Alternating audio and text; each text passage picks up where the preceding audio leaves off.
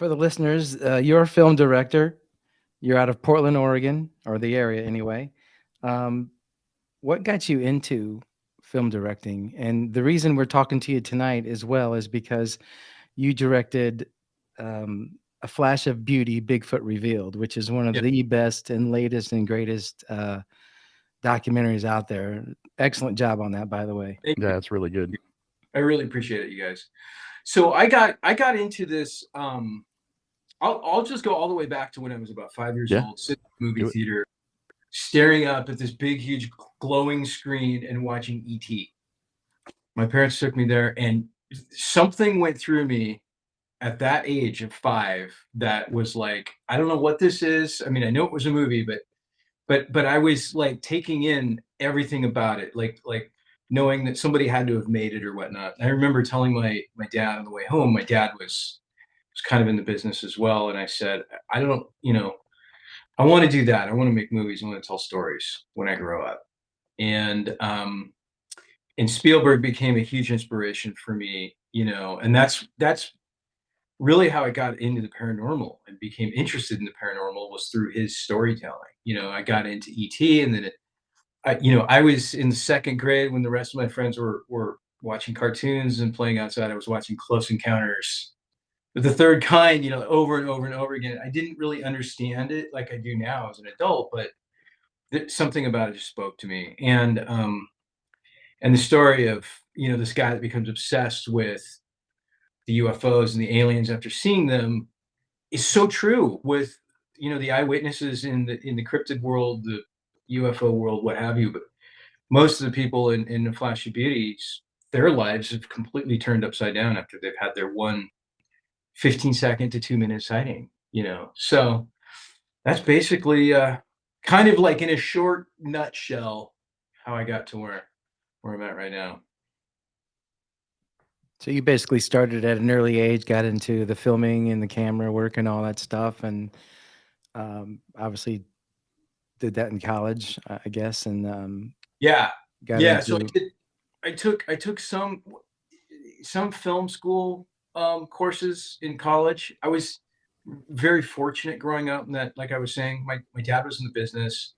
He was kind of addicted to tech. He was kind of a techie guy, and so he had like some of the first video cameras and handy cams. And so at a very, very young age, I was learning how to edit. And it's kind of the old cliche story that you hear, whether it was Spielberg and his Super 8 camera and his Boy Scout troop or whatever. I get my friends together and we'd make movies and we'd watch them back and forth, and we'd try and make each other laugh. And it was always like what can we do next that's bigger and louder and crazier and more over the top. And so narrative storytelling has always been my first love, but documentary storytelling is really neat too, because what I discovered later on in life was when you are able to participate in the making of a documentary film, directing it, or even being a cameraman, you become enveloped in the story. And then all of a sudden you're part of this story. You're like, wait a minute, I'm not dealing with or working with actors. And I love working with actors. It's like you're right there. Like with a guy like Daryl Wilson, who at the end of our film had this life-changing, sighting happen up in Alaska. It's like I'm sitting across from Daryl, not an actor that's playing Daryl. This is his life. This is who he is. He was on death's doorstep, and now we're a part of the story because we've put him in our movie. So that part about it is really, really, really exciting. So what was your first film that you actually directed then? So the first feature film that I directed was a movie called Light of Mine, and Light of Mine was about a photographer who has a rare eye disease, a real eye disease, where you lose eyesight in one eye, and then you lose eyesight in the other eye about 2 to 3 weeks later. It's called LHON, and it affects about 150 to 200 men between the ages of 18 and 35. And so in this movie, his wife convinces him to go to Yellowstone National Park to photograph it. It's one of his like bucket list items. And so they go on a road trip and take pictures. And I don't want to spoil the rest. You can probably jump to your own conclusions. But we did that film in 2010. We broke a couple of laws filming it in Yellowstone, and then begged for forgiveness. Not bad laws, but you're not really supposed to shoot a film in Yellowstone. But we were a crew of 6 people. Um, but anyways, and so long story short, is we got into a major top 10 film festival, and got a lot of press. And we never expected any of this because it was a no budget movie. And Yellowstone found out about it. We got a call like the morning of, and they were not too pleased. Well, they But say there it's was, easier to ask for forgiveness than it is permission. So exactly. We like to we followed every rule in the book. Like don't put tripods on the ground. So we shot it handheld. It was very much a film that a lot of people said they felt like they were watching a documentary. Was the way we shot it, cool. and it celebrates nature and it celebrates the beauty of the world that we live in. So it's kind of a theme, Awesome. that I put into some of my movies. Yeah, Light of Mine. Yeah, we're gonna have to check that one out. Yeah, definitely. Yeah. Tell us about By God's Grace. So that was a movie that I was called about 4 weeks into pre-production on that movie. No, 4 weeks until production on that movie. It's a Christmas movie. So I was a hired director, and I brought Mike Ferry, who was the cinematographer on Flash of Beauty and on Light of Mine, and another film we did called Pretty Broken. And I said, hey man, you want to like jump in and really like go crazy on a movie. And it was a challenge that I think most people would have turned down, but we wanted to get into it because it had already been cast. A lot of the decisions had been made, with the exception of a few cast members. And I said to the producer, I said, well, you're getting ready to do this. I'll direct it, but we're going to need to do a polish on the screenplay. And so they agreed to. And then we went down to Southern Oregon and shot that movie. And people love that. People love it. But it's a traditional Christmas movie based on A Christmas Carol. And the folks that, who the woman that wrote it lives down in Southern Oregon. I'd never met any of them before, but it was one of those things that kind of came to me from a friend of a friend. Yeah. Cool. So you grew up in Oregon then? What's your favorite part of the state? That's a really tough question. It My is, 'cause least favorite it's part all of the state beautiful. right now is the Portland area because it's urban. Yeah.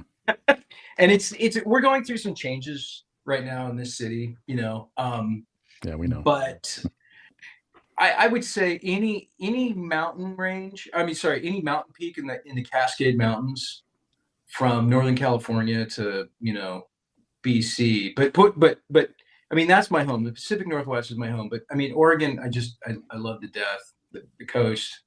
Doesn't matter where it is. I love it. It's a great place to live. It is Yeah. definitely a beautiful state. That whole Yeah. area is just amazing. Yeah, Brian and I were able to come out there for work. We worked at the same place together before, and we go out there for work in Pendleton, Oregon. I'm sure you know where that's Yeah. at. Oh yeah. And but we fly into Portland all the time, and hang Make- around everywhere. Make that and here and long there. drive across over to Yeah, Portland. the Columbia or River. Yeah, over it's a to the cool east drive. side, and yeah, it's fun. It's fun, and we have the Columbia Gorge, which is there's no other place like Yep. it on earth. Mm-mm. It's That's just favorite part of the drive. yeah, exactly. I mean, it's just I love driving around this state because it's so beautiful, and the people here are really cool for the most part. It's a very Yeah. mixed state. Once you get out into the rural areas, it's more traditional Americana. Obviously in the urban areas and stuff, we're very progressive, I guess you could say, and Yeah. thought and trailblazers and pioneers and stuff like that. And that attitude from back in the days of the Oregon Trail is pervasive, and which is good, I think. I'm growing up in Oregon. It makes me really care about nature and the world that we live in, and Mhm. keeping it beautiful, So I think it's I've lived other places, East Coast and Los Angeles and whatnot, and I keep ending up back here. Oh yeah. Well, being a movie guy, a director, I imagine you've been everywhere. So Yeah. Yep. I've been to all 50 states twice, at least. So wow. I've seen a lot, and Oregon's definitely at the top of the list. Oh yeah. Other places come close. What's your favorite place to go besides Oregon for filming or whatever you do? You know, lately, Todd, I've been really kind of excited about Alaska and what Alaska has to offer. And I've been traveling there quite a bit lately, not just because of Bigfoot, but for other reasons. But we were up there doing some interviews for the sequel up near Fairbanks and Anchorage. And Alaska is just, I mean, it's incredible. It's absolutely incredible. It has so much to offer. It really is the last frontier. It's so wild up there. Um, yeah, and California is also one of my favorite states because there's so much to see and do down there. Mm-hmm. Yeah, definitely. Yeah, Alaska's definitely on my list too. So Oh I'm gonna man, get there eventually. it's majestic, Brian. Yeah, I tell this to everybody. I say everybody needs to go to Alaska at least once because it's just awesome. I don't know how else to describe it. Yeah. So let's talk about A Flash of Beauty, Bigfoot Revealed, your Yeah, documentary. That came out. What year was it? 2022. 2000. last summer. Yep. Okay. Yeah. So what inspired you to do that film, to direct that film? So, gosh, this is about 2012. Jill and I were working on a science fiction film called Entanglement, and which unfortunately still hasn't gotten made. But we were meeting with some potential investors, and they were connected with some folks in the Bigfoot community, and so they said to us, they're like, "Hey, you guys into Bigfoot?" And we're like, "Yeah, totally." Because Jill grew up in the Oregon coast. She had tens of thousands of acres, essentially of forest land in her backyard. And me growing up, my interest in the paranormal, I've always been into Bigfoot. I don't remember when I wasn't interested in Bigfoot. And so, anyways, these investor guys said, "Hey, you guys want to come out to Beachfoot, meet some Bigfoot people?" And we just absolutely jumped at the chance. And we went out there, and it was like the who's who of Bigfoot. We were like, whoa, we were just kind of like starstruck. You know, we've got Peter Byrne and Ron Moorhead and Todd Oh, Neese, yeah. and all the people that we all seen on In Search of and Unsolved Mysteries, and so we got to work just asking questions and talking, just as fans, just as people who really believed at that time, 11 years ago, that Bigfoot was a real thing. And so it was always in the back of our mind that we should do a documentary because we had the resources. We knew some folks that knew folks. But unfortunately, it was tough to make because we had other projects going on. And then, so long story short, when the pandemic hit, we're just literally like, we own a production company and we do like corporate videos and commercials and stuff. We're kind of sitting on our hands with nothing to do. And it struck us. We thought, well, we've got to do the Bigfoot documentary now. And initially, we were going to do a documentary on all of the paranormal. It was going to be like the three pillars of the paranormal: the ghosts, the UFOs, Bigfoot. But we wanted to start off with Bigfoot. So we started doing interviews, and we immediately knew, we were like, this story is so much bigger than what we thought. Because I think, like everybody else, we thought Bigfoot was, at that time, we thought it was just a group of beings living in mostly Pacific Northwest. We didn't know of any paranormal connection or anything else. We didn't have any ideas. And we shot like 8 or 9 interviews on our first day, and it completely changed our mind. And then quickly into that process of making the film, we realized that we needed to do a sequel that covered all of just the paranormal stuff, because the traditional flesh and blood stuff wasn't just that was coming up in interviews. It was the other stuff. And so we're like, okay, we need 2 movies. Yeah, we can get into the sequel here in a minute. I've got a couple questions on the first one. Yeah. Is that the general consensus around, not really on the movie right now, but is that the general consensus around people who live in Oregon, or at least that area of Portland and Washington? Do they all believe Bigfoot is real? They just kind of think it off as like not a big deal, or is it? What's it like? Did you grow up always believing in Bigfoot? I did. I just, and part of that was just, I don't know. I could always find reasons for them existing than not. And it all comes back to knowing how, you know, expansive the wilderness is just in Oregon, and knowing that not every man, woman, or child had ever been there and seen that. I think around the Pacific Northwest, it might be like a 70-30 split of 70% of people think that there's a possibility or think that they might exist. But I will say this much: we're constantly meeting people that have had a sighting, that have never talked about it, or they have a relative that had a sighting that would talk about it once or twice. And if we found out by just being transparent and open about what it is we're doing, like if I'm wearing a Bigfoot hat or something, then people will start talking. I There's been many times when I've been wearing my Flash Beauty shirt or something, and I'll be like at a 7-Eleven buying some water or some snacks, and the person behind the counter says, "Oh yeah, Bigfoot. I saw him once." I mean, it's happened to me a bunch. You know, Mike and I were up in the Oregon Coast Range, and we stopped at a little shop out in the middle of the woods, and the guy's like, "Ooh, what are you guys doing out here today?" "Oh, we're doing a Bigfoot documentary." "Oh yeah, no kidding. I saw one pushing down trees, about 15 years ago." So I think it's kind of a hidden community to a certain extent of folks that, a good friend of mine's, her father saw one, and he won't talk about it, period, Yeah. but he knows what he saw. He's a really smart guy. He just doesn't want to talk about it. Hmm. It shook him up. I think more people don't want to talk about it. More Yeah. people Yeah. don't come forward probably than the ones that do, actually, Yeah. I believe, but Yeah. And it's too bad that there's that stigma that, like, why would somebody think that you're crazy because you saw something? You're an educated, intelligent person. You know what a bear looks like. And a lot of these sightings took place in broad daylight. It wasn't like it was in the middle of the night and something flashed through the headlights. My friend's father saw one ripping up a tree stump, like he was going in for something, and he's like picking up, physically throwing things, and he's like, bears, obviously, this is not a mistaken identity kind of a thing. This is a humanoid that is with opposable thumbs that is throwing pieces of bark. This is like right in the middle of the afternoon. crazy. So Yeah.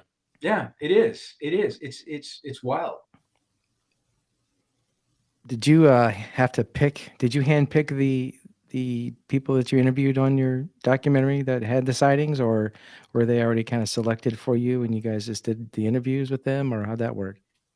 We did. So what's really been kind of fun about this documentary is, and the subsequent sequel, is the people that we've met organically.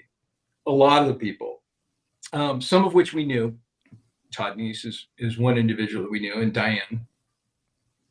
And of course, we had gotten to know Ron Moorhead and Peter Byrne and stuff all prior to the filming.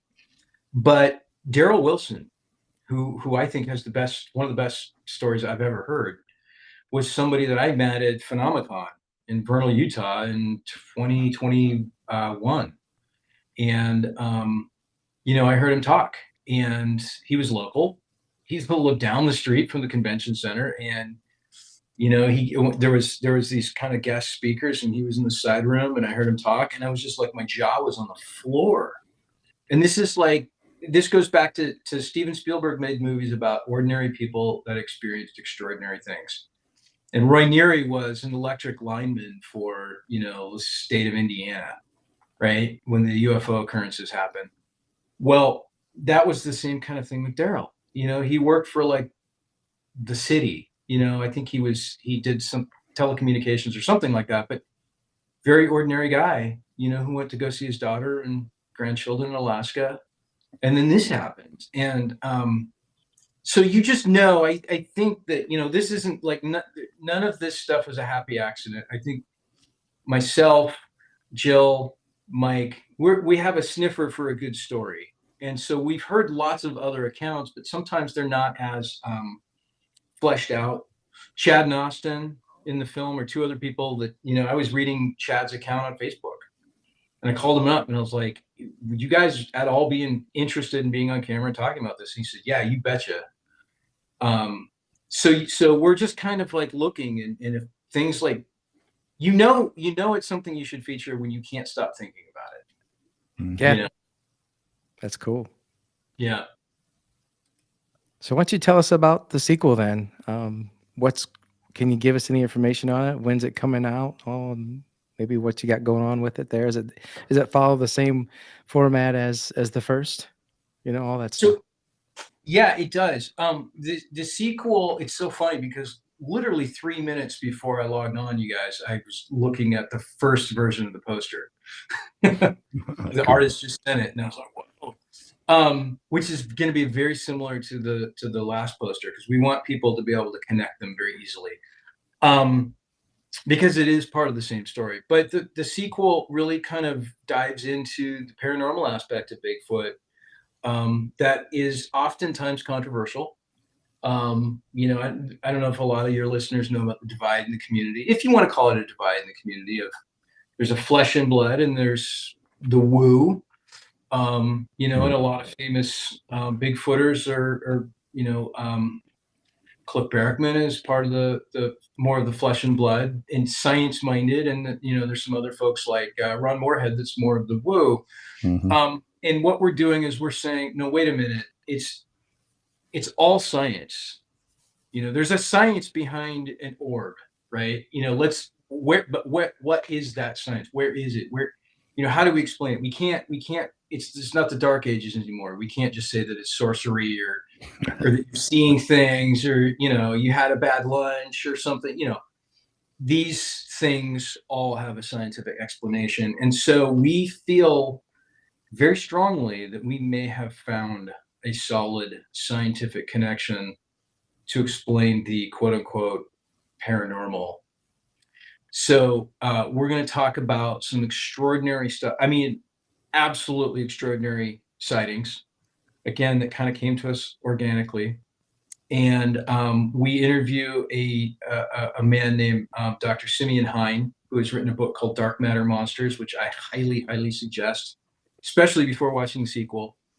And so we get into some really interesting cutting edge science. And we've got orb videos that you guys are not going to believe. Hair raising kind of stuff. Wow. I love Yeah. that kind of stuff. Yeah. Literally some of the stuff that has come to us and some of the stuff that we've seen, it's kept us up at night. I don't know that any of it scares us per se, but it really, really gets you thinking. And I am kind of looking for the wizard behind the curtain. You know what I mean? Mhm. Yeah, definitely. Yeah, we do know what you mean. It's like, Yeah. is it like with us, the more that you've learned as you've gone along here and doing your investigating and making these films, do you get more confused about it, trying to think about trying to put it all together Yeah. with Bigfoot, and other things, I guess, for that matter? Yeah. And I think that any of us are kind of looking for this, like, what's the purpose of, and not that they need to serve a purpose per se, but for me, it's like, what are the Bigfoot doing here? How have they evaded our detection for this long? And we've gotten into some pretty interesting conversations with skeptics and whatnot. Well, obviously they don't exist, and lack of evidence is evidence. Just because you can't get a good photograph of them doesn't mean they don't exist. And there's very logical explanations for why you can't get a good photograph of them. I ask people all the Yeah. time, say, tell me about the wildlife you've seen, and now show me all your crystal clear photos that you've got. People have a Mhm. hard time taking a picture of a deer, let alone, you see something like a cougar or a bobcat or something that's exceedingly rare. Sometimes as humans, we stop in our tracks and just observe that flash of beauty, which is where we got our title. You see it and then it's gone in 5-10 seconds. Yeah. And the last thing you're thinking about is taking out your camera. Right. People have a hard time thinking about that. Yeah. I'm getting off track. Sorry. That's all right. No, unless you're like a wildlife photographer, you're not going to get a good shot of really anything. Nope. No. And especially if you're in that situation for seeing something for the first time that you've never seen before and you're in shock, it's totally explainable. And I think there's something to do with digital camera and frequency and these things. I don't know. We were talking about Ron Moorhead. We had him on the show. Great guy, really awesome Oh, guy, Oh and yeah. Todd Neese has been on a couple times. Those guys are really mhm. great. Hmm. But yeah, Ron kind of believes on the woo side. I don't know what to think. I don't know what to think about it. I want to just think flesh and blood, and that's it. But Mhm. there's so many weird things people are getting into, like the cloaking, Yeah. or the portal, or seeing the footprints just disappear out of nowhere. All that kind of crazy stuff. Right. Well, I will say this much. I'll tease you guys a little bit. I'm very convinced that this is all connected to whatever magic, if you want to call it that the Bigfoot are using to cloak and everything else. It's the same stuff that the aliens are using and everything else. Um, I haven't heard anybody talk about this, so I want to talk about it real quick. Las Vegas, May, aliens in the backyard. I'm sure you guys have heard this Yeah, yeah, story. yeah. I've seen But it. Seen it on the story. news. Hmm. Well, there was a significant detail that nobody's talking about. And that young man, Angel, that had the sighting, I think he was 16 years old. He said, I looked at them and they were blurry. He said he was like, they were blurry, but they weren't blurry. And instantly I knew exactly what he was talking about. They were cloaking. They were cloaking so he couldn't see their features. Whether it was to Hmm. protect him or protect themselves or both, I don't know. But we have countless, countless observations from folks that say the exact same thing that Bigfoot does. We have we break down video that was shot by Barb Shoop. Um, oh gosh, 10 years or so ago, 12 years ago. No, maybe it wasn't that long. It was 2014, 8 years ago. And we actually showed that to Eric Bard from the Secret of Skinwalker Ranch TV show. And I wanted to get his opinion on it. And I got to leave that for the movie, but we're seeing a lot of similarities. And those similarities come down to Dr. Simeon Hines' explanation of maybe they're manipulating molecules, vibrations, some of these things that science knows about, but they're able to somehow do it in a physical form. And that's something that we can't figure out yet. I think that comes from. I wouldn't say it's supernatural, really. I would say it's more like just being. They're more in touch with nature, with the Yeah. earth, with their surroundings, and they've adapted to that with their hair or their fur or whatever it is. Yeah, absolutely. I mean, a polar bear, for instance, has hollow hair, and a polar bear has no color. A polar bear's skin is black, Right. but they have these like fiber optic type hairs that reflect the snow and reflect the light back out. And nature is full of all kinds of really weird animals. I don't need to tell you guys that. I Yeah. mean, like the vampire squid, it's got these LEDs looking things that run down it. I mean, could you imagine for a second if humans had the ability to have like glowing fingertips or something? I mean, That'd be it's like wild. you equate this biologically to a Hmm. human, all of a sudden it becomes paranormal, right? Like if you saw a guy walking Yeah. down the street with glowing eyeballs. Well, Bigfoot, I haven't seen a Bigfoot, but I have seen their eye shine. I've physically, Jill and Mike and I physically watched their eye shine, and I got a Wow. photograph, and I Cool. zoomed in on the photograph. It's in the movie, and I could see a retina glowing behind that eye shine. And we talk about the eye shine in the movie and how they do it. Hmm. So Tell us about that real quick if you can. Where were you guys at? yeah, What were you doing? yeah. I'm not going to disclose the location right now, but I'm just going to say it was in the That's fine. Midwest, and we watched them for a good, I don't know, 5 or 10 minutes, um, and they were probably 100 yards away, and it was just like they were just kind of gawking at us. And what you saw was it almost looked like LED lights, but they're not as bright. This is a light that's I want to call it organic. It's a very different type of light. Um, and both Mike and I, being in the film business, it's like we're kind of like lighting experts, and so we're very familiar with tungsten and daylight and color temperatures and different filaments and how different light can react and whatnot. And a type of light when you see it, whether it's LED or or halogen or what have you. And so looking at these lights, we couldn't describe them. We couldn't say, oh yeah, well that's obviously being hoaxed because that's a so-and-so or whatever. It's as bright as it is, but you can still look at it with the naked eye. It's very strange. And everybody says the same thing, with orbs and other things. It's bright, but it's weird. So yeah, we were watching them. We didn't hear any noise. Later on that night, there was a bluff charge that was in a dark wooded area, and there was one that was about not very far away, maybe 150 feet. And there was a rustle in the brush, and we heard a stomp, stomp, stomp, stomp, stomp, and it ran off. Wow. And it's that distinctive. It's not a gallop like like an animal or like a deer or whatever. It was definitely like a stomping. Bipedal. Yeah, bipedal. And I got to stress too that when when we experience these things for the first time, you don't automatically go, "Whoa, there's a Bigfoot with these shiny eyes," or "That was a Bigfoot that just took off."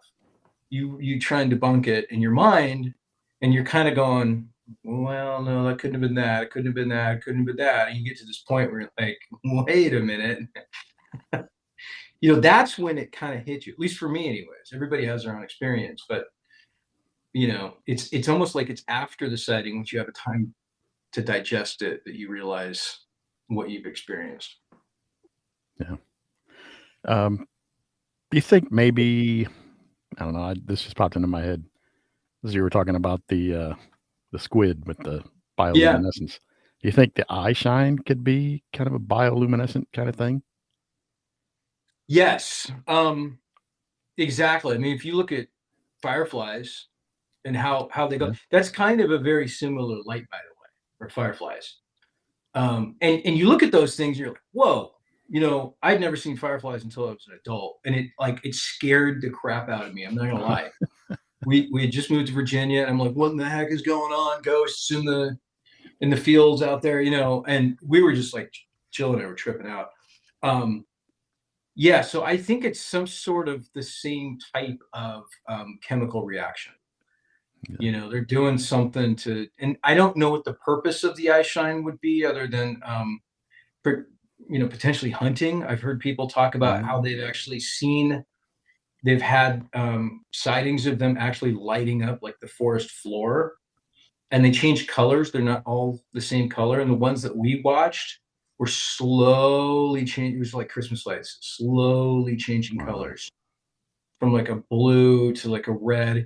And to me, that would mean that there's some sort of chemical process going on, kind of like how a fire can sometimes change colors and stuff, depending on what chemicals you add to it. But that's just my theory. I don't know. So where all did you go to film both of these documentaries? So, like I said, when we first started, we thought we were going to be pretty much in the Pacific Northwest, but we ended up going to, we've been to Alaska, California, of course, Oregon. The majority of our movies take place in Oregon, Washington, Utah, Florida, Vermont. Now, the Vermont segment, sadly, is not going to make it into the sequel, but we're going to put that together. That's another long story. We're going to put that together as a separate piece. Missouri. I'm probably forgetting something, but yeah, many places. Plenty of places, right? Yeah. Many places. California. People just have to watch the movies to see. Yeah. I mean, there's Bigfoot sightings in 49 to 50 states. Right. Hawaii is the only state that hasn't had Bigfoot sightings. Which makes sense, right? Yeah. Yeah. When was the last time you saw Bigfoot surfing or swimming across the Pacific? That far anyway, right? Yeah. Yeah. Well, yeah, at least not to Hawaii. Yeah. They have their little guys in Hawaii. I can't remember what they're called now. Oh yeah. Yeah, we've heard about them too. Yeah. Yeah. Can't remember the name. Weird, strange name anyway. Starts with an M, I think. So did you get down and see Cliff over there at the North American Bigfoot Center at all, or? Every single time we've been in, into the NAC. We have not seen Cliff. I was just with Cliff in Forks, Washington. We did a preview screening of the sequel. It was a work in progress. And we'd made a promise last year when we were up there. We did a world premiere of Flash of Beauty up in Forks at Sasquatch Days. And we said, we'll be back next year with a sequel. And we just barely made it. And like I told the audience, I was like, this is not done, you guys. But we put it together so it kind of looked and felt finished. But yeah, no, Cliff was up there. All of the all-stars were there. But I do have to say that his Bigfoot Center is amazing. You guys been? I've been, yeah. I I stopped have in not once. yet, Yeah. but I will. It's amazing. He's done an awesome job there. It's super cool. I tell everybody that's up and around here to go there. Yeah, it's a pretty cool place. It's Yeah. really neat. Yeah, next time Brian and I are going to end up coming out to some kind of conference out there eventually, probably in Cool. Washington or Oregon at some point. That's the and goal.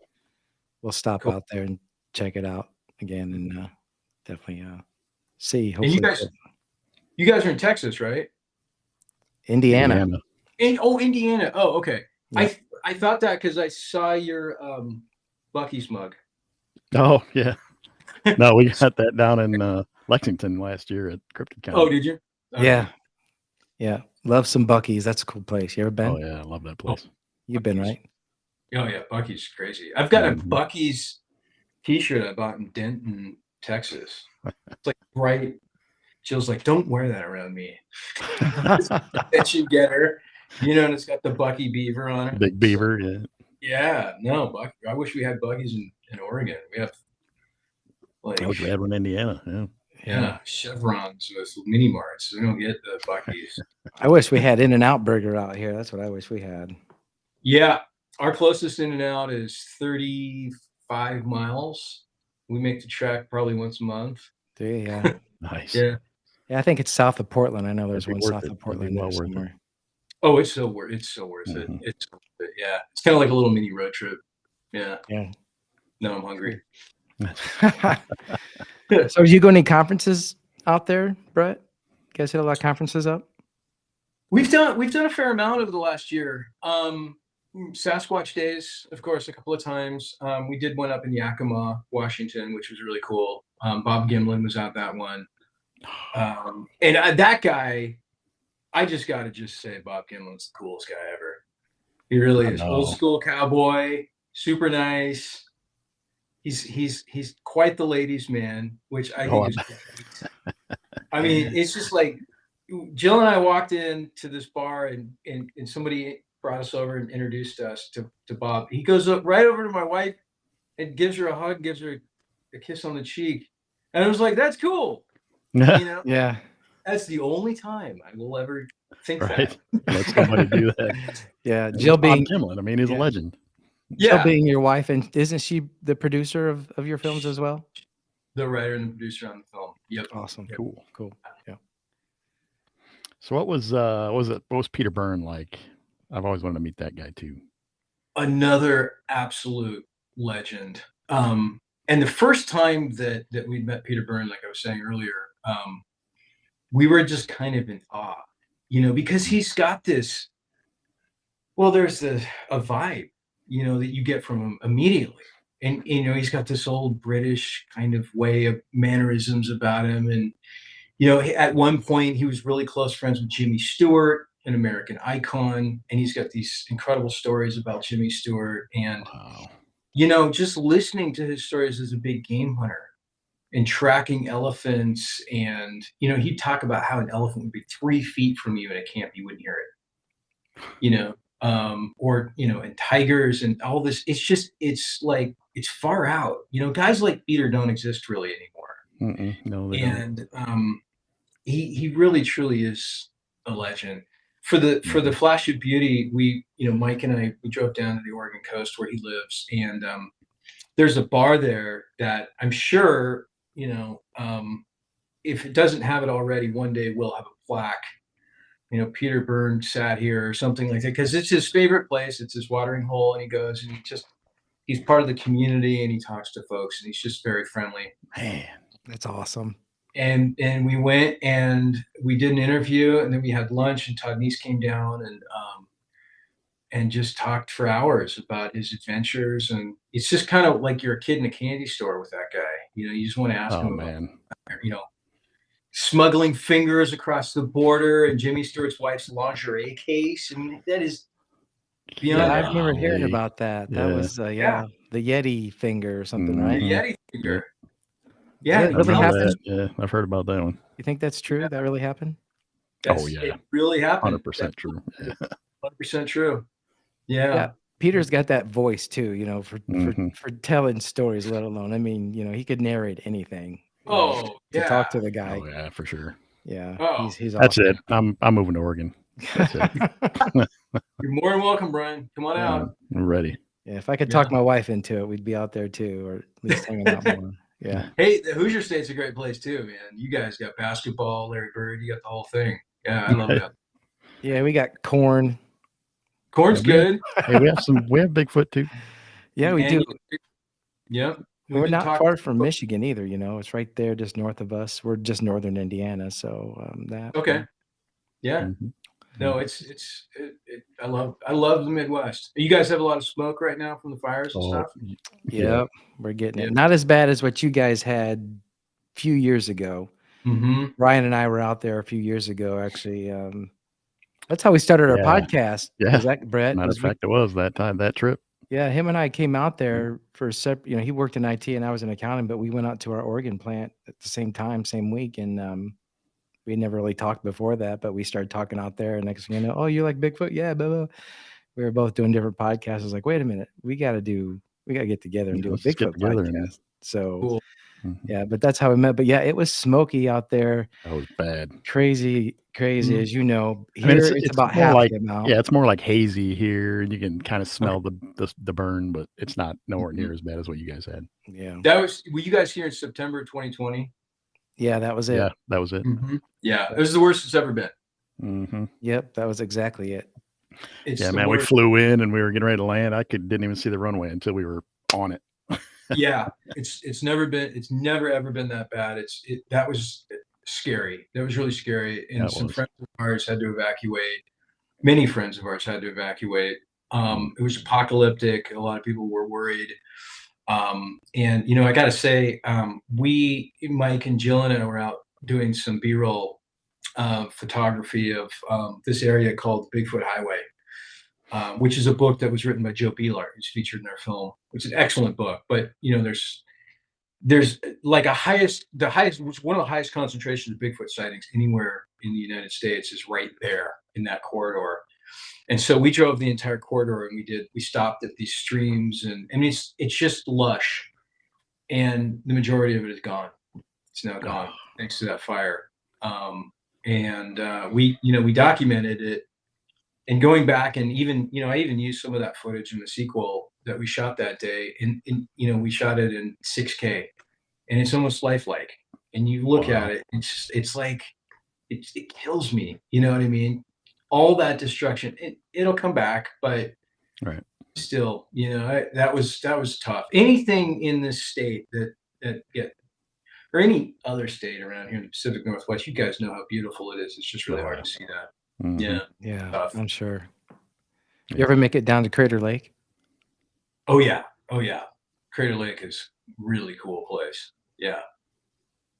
If you guys ever go out squatching or looking for Bigfoot, do you guys ever do that? Where's your favorite place to go? We do. We go. There's a couple places we go. So in the first film, we briefly feature Tobe Johnson and Daryl Adams' spot, the Owl Moon Wilderness, and there's kind of there was like a gifting stump and kind of a habituation spot there that we, as just folks that are interested in Bigfoot and squatching, we would leave gifts and stuff every time we came, and we've had very weird experiences there. So we'll go there, and that's kind of near Eugene, Oregon, which is about 100 miles away. So we'll go there. Even closer to us in the Oregon Coast Range, there's a guy, Larry Turner. Everybody remembers Larry Turner's story because a hand popped through his tent and was kind of manipulating his head. Mhm. So the Oregon Coast Range has got a ton of Bigfoot activity, and so we'll go out there sometimes, and we've driven a lot of those logging roads and done some searching and some whoops, and we got a FLIR camera, and Wow. we only ever really see like mice and stuff on it. That's cool. Yeah, but hey, you never know. I throw it in the air. Yeah, Just take that one time, and I know you'll it see it. happens when you're packing up, though. Yeah. You know what I mean? It's like you're getting ready to go home, and then you hear, then you have your experience, right? Oh yeah, of course. Yeah, they know. They just sit there and they mock us. I swear. They're like behind the tree, or they're clubbed or whatever, and they're like, all right, now the cameras, Yeah. They just put that stuff away. Go get them. They may. You never know. They may be that smart. They may know that you put equipment away. That could be something dangerous to them. They know what guns are, supposedly, from what we've heard. So you never know, right? You never know. Yeah. I think that throughout this entire process of doing both these films, that I found out that truth is truly, truly stranger than fiction. Because some of the stuff we've heard, some of it might not be true, but some of the other stuff that we've heard, I just, coming from these people that have nothing to gain, it's like, why would these people lie about it? These are good people. Exactly. And we've been saying that from the beginning. I mean, these people have nothing to gain. They're never going to get famous, Yeah. And we don't even in fact, it's going to hurt their reputation, most likely, coming out and talking about it. So. Exactly. We don't even give them a T-shirt for coming on, for goodness sake. I mean, unless they beg for one, and you might, but no, they get expensive. But yeah, if a fourth of the people that we talk to were telling the truth, or if we knew 100% that a fourth of the stories we've heard, which we believe, I mean, it's amazing what goes on out there. Like I said before, I'm more confused now than before I started. I just don't know what to think. Are aliens and Bigfoot tied together, do you think? Is there some connection there? There's that whole story. I don't know where to watch the sequel to find out. Yeah, maybe it'll tell us something that maybe Brett's holding out on us. You got a title yet for the sequel, or can you tell us? Or A Flash of Beauty, Paranormal Bigfoot. Okay. All right. Something to look forward to. What about a release date? Release date tentatively? October right now. I'm working as hard as I can to get a somewhat finished version to the studio by July 3rd, because they need plenty of time to program it and stuff like that. And then I don't have to get the final to them until September, or no, I'm sorry, until August. But yeah, so we cannot wait to get it out there, because we think it's going to spike a lot of conversation. I'm excited. Oh yeah, your first one was a great like I said, great documentary, one of the best I've seen out there. I was just watching it again before we started this. Oh, cool. I'm gonna watch it when I'm done with this. Yep. So nice. My wife doesn't know it yet, but guess what we're watching, honey? Another Bigfoot documentary. Again. Sit down, buckle up. You guys have a favorite part, just out of curiosity? What's that? Do you have a favorite part of the film, just out of curiosity? There's a lot of cool parts in there. There are all kinds of good parts, but I like for me, I like obviously the Peter Byrne parts when you're talking to him. Yeah. I like the end, the guy telling the story at the end. Did he have cancer? Yeah. The human guy you're talking about earlier. I like how you guys narrated that and did that whole thing out. Yeah. But yeah, the whole thing is it's been a while since I've seen it. I'm gonna go watch it, like I said, after this. Got tied up before, but I'm gonna check out your films. I'm looking at it right now. Oh, you're watching it right now? Well, jeez, Brian. I'm watching it. But So you're gonna do more documentaries after this? We're going to do more documentaries after this. We've kind of started to let the cat out of the bag, and we're going to be doing Ron Moorhead's film voices. Awesome. So we're putting that together right now. You're doing what? I'm sorry. What did you say? Ron Moorhead's Voices in the Wilderness. Yeah. Nice. Sweet. So we've started it. He's really excited about it. We've got some shoots coming up. We're hoping to be able to somehow get to the Sierra camp, but this place is like way, way, way, way out there, and I don't know where it is. He won't tell me. Yeah, he won't tell anybody. We tried to get it out of him too when we interviewed him. Yeah, no. He won't. He's like, I said to him the other day, I said, Ron, could you kind of sort of give me an idea of where the camp is so we can kind of start planning? And he, in Ron's voice, said, well, it's between Lake Tahoe and Yosemite. Oh, jeez. You know, I'm like, Can you narrow that down a little more? and then literally like on Google Earth, like flying over, the Sierra Nevada is looking for any sort of signs. So I was like, yeah. Don't you have to go in on horseback to get there? Yeah, Mhm. that's what he said. But the filmmaker in me is like, nah, we'll fly in on a helicopter and we'll do it that way, right? I've heard You from have a place to so many. land. Yeah, yeah, I know that's the question. It's like, is there? I've heard there is actually. I've heard that you can land up there. Ooh. But Scott Nelson, who's in our film, the crypto linguist, told us a story about him and Ron going up there, and the horse falling backwards down the ravine, and Ron's broken, a wrist or some ribs or something. I mean, it's hair raising. Yeah. So you're going to go there with Ron then for the filming, you said? I don't know. I don't even know if we'll end up going up there, but I'd like to. Well, I hope so, because that would make for some good footage. Yeah. So knock on wood, something comes together. Mm-hmm. So what's your thoughts on other cryptids like Dogman or Jersey Devil and all that? You into that stuff? Totally, 100%. I always have been. Loch Ness, Ogopogo. We got Ness. Pogo up here in British Columbia. Oh, that's right. Yeah. We've got the Bat Squatch. You guys, are you familiar with that? Yes, we've heard of that one. Yep. Up near Mount St. Helens. I think we talked about that a couple of times. Yeah. Brian and I were in the Blue Mountains. Actually, Brian, you forgot about our little bat squatching expedition. Oh, that's right. Yeah, that's right. Okay. So yeah, we were supposed to someone had heard or seen something like that, a bat squatch up there. So up in the Blues there, we went and yes, we did. I've got a new cryptid for you guys. Okay. Uh-oh. Let me write this down. Okay. I'm gonna hold this up. This is I've turned this into a coaster. But this is, can you guys see that? Is that a cat? Yeah. So it looks like a cat, but what is it? Big cat. Keep holding this up there. Yeah. The Klickitat ape cat, Bingen, Washington. Wow. Okay. Do we have a little bit of time for me to tell you about? Oh yeah, absolutely. Go. Okay. So first of all, I want to give credit to James Shubsky. And long story short is I was doing a shoot out in Umatilla, Oregon, which is not far from Pendleton. Mm-hmm. And it was on my way back through the Columbia Gorge, and it was on the Washington side. The freeway's on the Oregon side. I was on the Washington side on the Chilean Highway.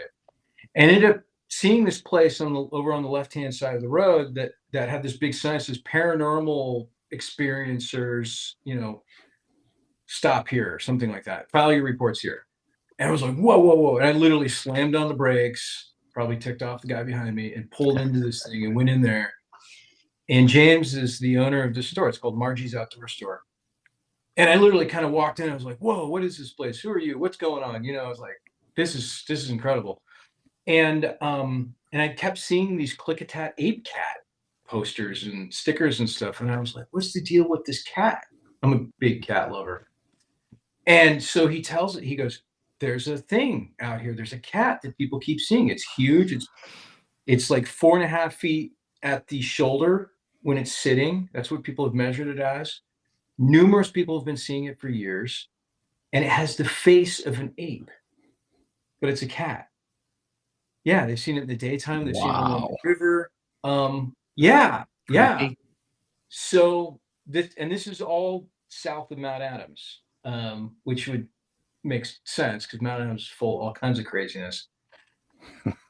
So we might be doing, I don't know, we might be doing something with that ape cat someday. That'd be cool. That sounds really interesting. Yeah, super interesting. You keep making the films, and I'll keep watching them. That's my deal. Deal. Anton, you're my favorite director right now, Brett. Just so you know that. Thanks. I hope I don't screw that up with the sequel. I don't think you will. You guys did a great job on that. I think you guys like it. I think you like it. Tell us Well, about we're looking forward to it. your podcast real quick. I know you guys started a podcast just Oh, recently.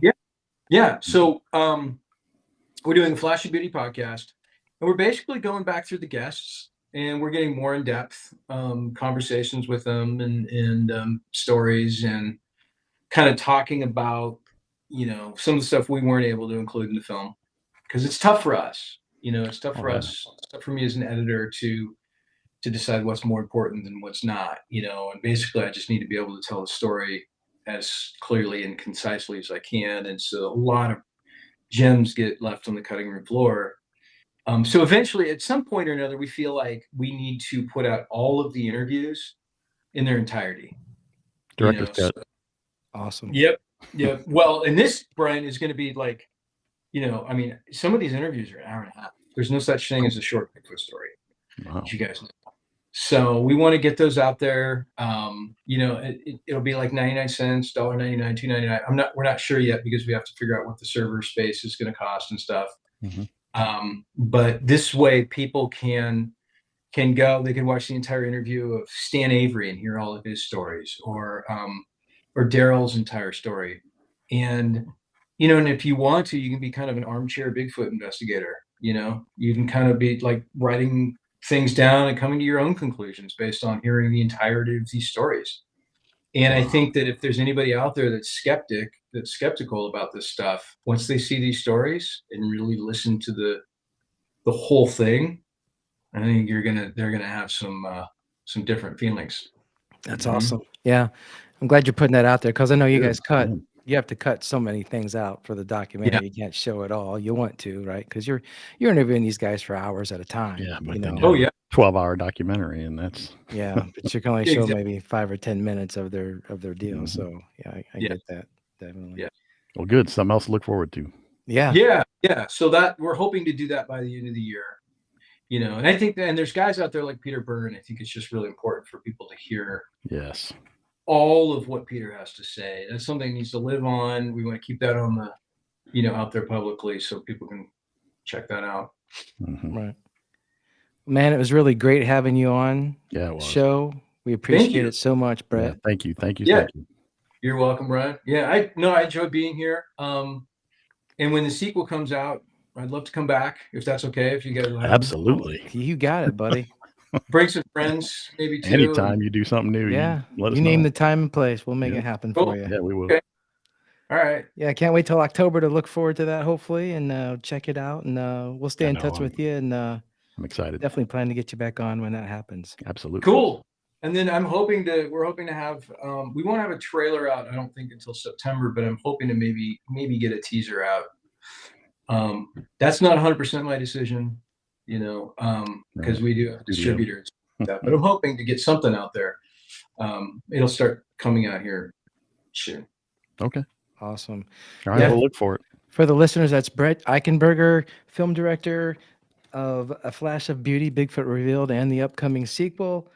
Catch out his podcast, Flash of Beauty. You guys are probably on Spotify and all those places, right, Brett? Yep, we're all over the place. So again, man, great having you on. We thank you so much. Yeah, it was. We appreciate it.